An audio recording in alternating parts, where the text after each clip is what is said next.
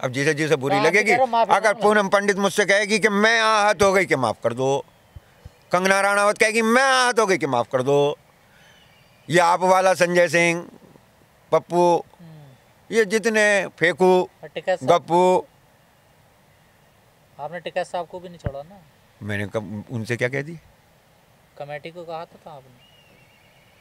तुम मेरी बक्कल उतरवा दोगे भाई, मेरा लाठी गोला करवाओगे, मुझे सही दिख रहा गजेंद्र। अगर दिन सुधारने हैं तो तुमसे बच के रहना पड़ेगा।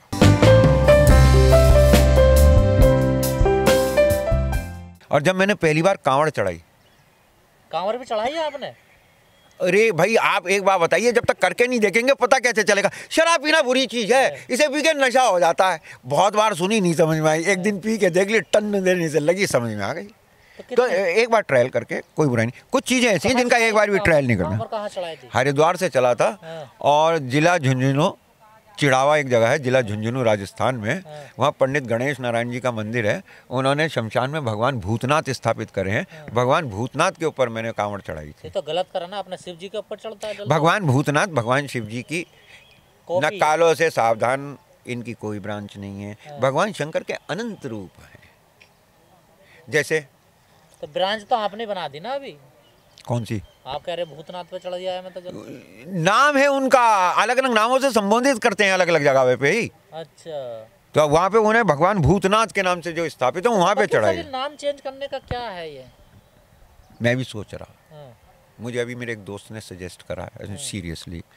वो मुझसे कह रहे थे कि भाई तुम भी अपना नाम संजय शाह रख लो। मैंने कहा उससे क्या होगा?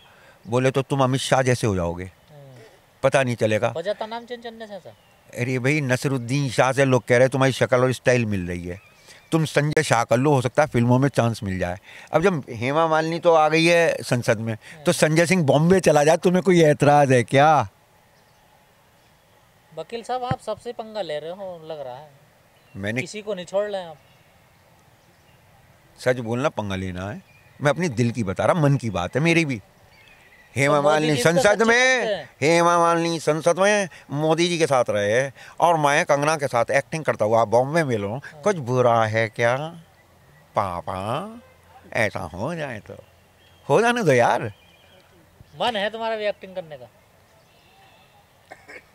हाँ अब ये ज्ञान की तो देखो एक बात, कंगना के साथ हैं, पढ़ा लिख, कॉन्स्टिट्यूशन पढ़ लिख के अगर आज तुम्हारा बच्चा LLB करने जाए और कॉन्स्टिट्यूशन ऑफ इंडिया उसे पढ़ाया जाए, तो उसमें संजय सिंह का case, Sanjay Singh versus Uttar Pradesh public service commission पढ़ाए बिना पढ़ाई पूरी नहीं हो सकती। कोई भी कॉन्स्टिट्यूशन पे किसी भी राइटर की आप कमेंट्री ले लीजिए, बुक ले लीजिए, उसमें आर्टिकल 32 बिना संजय सिंह के पूरा नहीं होता। डॉक्टर अंबेडकर से एक बार पूछा गया था कि संविधान की क्या है जान, तो उन्होंने कहा था आर्टिकल 32 इसकी जान है, और वो संजय सिंह के बिना पूरा नहीं होता। ये किताबों में लिखा हुआ है। तो सर मेरा जो रिश्ता उनसे है वो काम नहीं आया किसी।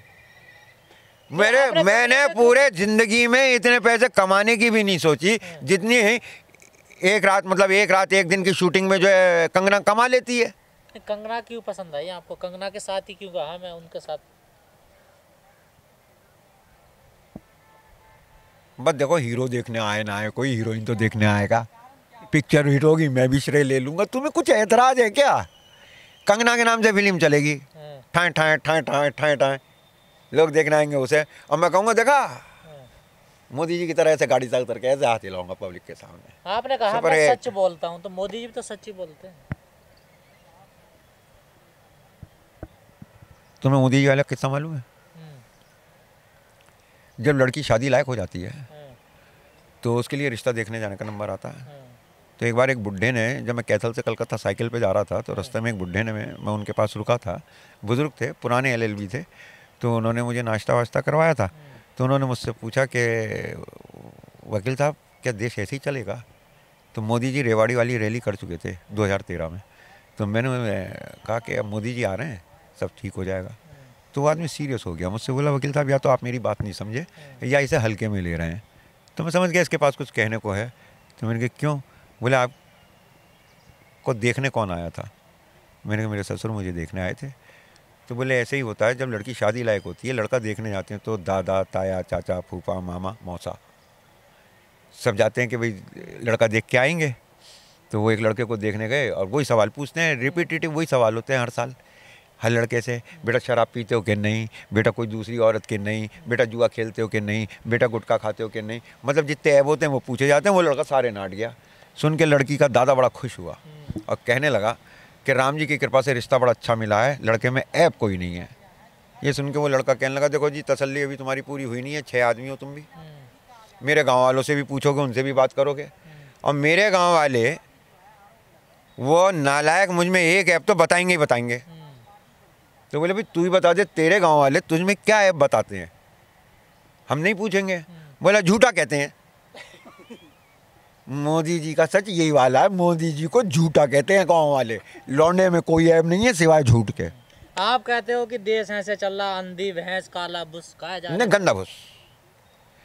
पूनम पंडित जी को इस आंदोलन की देन है वो, आपके छोटे स्क्रीन की। तो उनको जो है प्रियंका जी ने मंच पे बुलवा के स्पीच दिलवाई, क्योंकि आजकल उनका स्लोगन है लड़की हूँ लड़ सकती हूँ। जब सब लड़ रहे हैं तो लड़कियां भी लड़ा रही हैं। वो कोई मुर्गा लड़ा रहा है, कोई भैंसा लड़ा रहा है, कोई धर्म लड़ा रहा है, कोई मंदिर मस्जिद लड़ा रहा है। उन्होंने कि लड़कियों तुम भी लड़ो। तो वो अच्छा बोलती हैं पूनम पंडित जी, तो उन्होंने बड़ी अच्छी स्पीच दी। तो हमारे एक मित्र हमसे ऐसे ही पूछने लगे, तो मैंने कहा भाई तुम्हें इन दोनों के ऊपर क्या एतराज़ है, अगर ऐसी बात हो रही है तो। ये रिश्ता तो वही है जैसे अंधी भैंस और गंदा भूस। भैंस क्या मेरा पेट भर रहा, भूस क्या कि मेरी कदर हो रही। अब इन दोनों का काम चल रहा है यार, तुम मियाँ बीवी राजी, क्या करेगा काजी। तो भाई ऐसे मामलों में मैं इंटरफेयर नहीं करता। मतलब आप कह रहे हो काम चल रहा है, आपको नहीं लगता एक अच्छी नेता मिल गई है देश को? अगर नेता इन्हें कहा जाता है, देखिए एक बार मैं पहले एक गलती कर चुका हूँ और उसका मैंने बड़ा दंड भुगता। मुझे एक एसएसपी ने ऑफिस में बुला के हड़काया था। मैंने, मोदी जी ने एक स्पीच में ये कह दिया गोरखपुर में कि नेताजी नेताजी 2-3 बार मुलायम सिंह जी के लिए कह दी। तो मैंने उनको ट्वीट कर दिया माननीय मोदी जी को। मैंने कहा आस्था का प्रश्न है, कृपया ऐसी बातें ना करें। नेताजी का संबोधन स्वर्गीय नेताजी सुभाष चंद्र बोस के लिए रिजर्व्ड है, जिनके बोलने से लंदन और वॉशिंगटन थरथराते थे। मुलायम सिंह जी के लिए नहीं, जो सीबीआई डीबीआई एफबीआई बीबीआई के नाम से कहते थे। ओके आपका पप्पू ठीक, मेरा टीपू भी ठीक, ये नहीं चलेगा। तो आप ऐसा हमला क्यों बोलते हैं? संजीव बालियान पे आपने हमला बोला कि ये तो उसके डॉक्टर हैं और बना दिया आपने उनको। ये आप कटाक्ष क्यों करते हैं लोगों पर? ये कटाक्ष के सत्य है। क्या सत्य है? He is a veterinary doctor from Hisar agriculture university. फिर इसमें क्या कटाक्ष है? वो भैंसों के डॉक्टर हैं बाय ट्रेनिंग। भाई आप वेटनरी साइंस पढ़े हो नहीं पढ़े हो? They are trained. What is their job? भैंस के चूतड़ों में हाथ देना। और संसद में क्या होता है? कानून बनाया जाता है।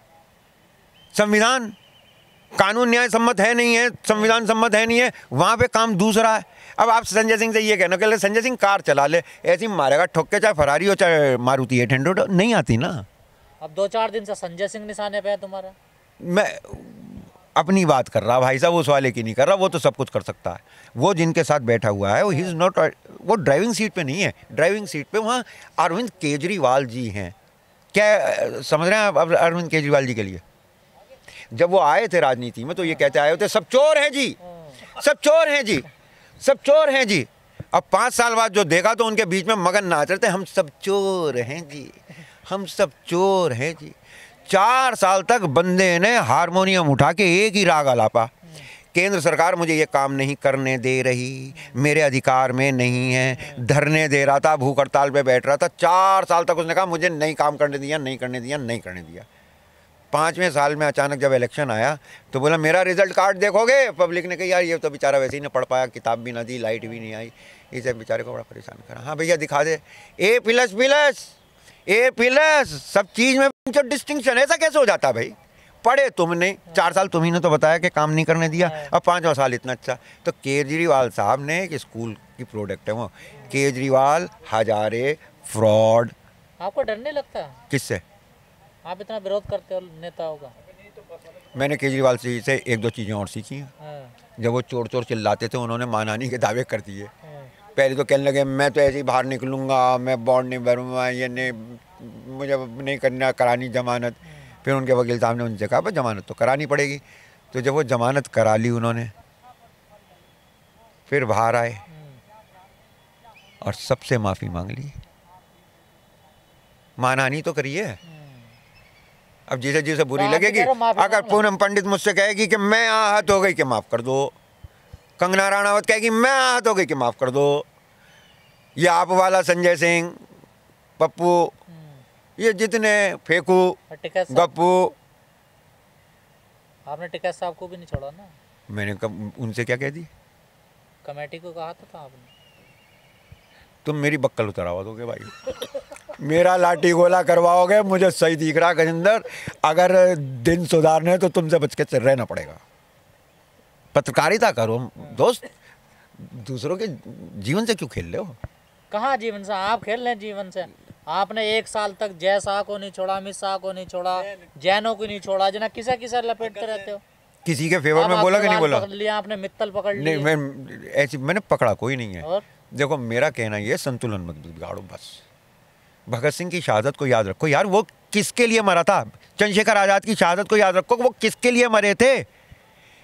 अरे भगत सिंह ने इस देश के लिए यूं फांसी नहीं खाई थी कि इस देश का सारा अनाज गौतम जैन के गोदामों में चला जाए। तुझे गोदाम बनाने थे, हमें गोदामों में पैसे लगवाने हैं, सरकार के पास पैसे नहीं है, बिल्कुल खाली पड़ी है, हमें गोदाम चाहिए, नहीं तो फसल नष्ट हो रही है। तो गोदाम बनवाने में तू पैसे लगा दे और हमसे 10% का बॉन्ड ले ले। 100 करोड़ लगा, हर साल 10 करोड़ का हमसे कैश करा, आप भी कर सकते हैं इस काम को। तो पैसे दे दो। मेरे हाथ में, मैं कह के थक गया, मेरे हाथ में बाबा साहब का दिया हुआ संविधान है, उसको लेके जो गा बजा लेता हूँ हाई कोर्ट सुप्रीम कोर्ट में, उससे घर का खर्चा चलता है। और इस वक्त स्टैंडर्ड ऐसा है कि जैसे जनरल कंपार्टमेंट में गा के किसी ने 1 रुपये दे दिए, बहुत मिले तो 10 रुपये। अगर एसी और हवाई जहाज में गाने लगे, फिल्म इंडस्ट्री में पहुंच गए तो अच्छे पैसे मिलेंगे, कुछ तुम भी ले लेना।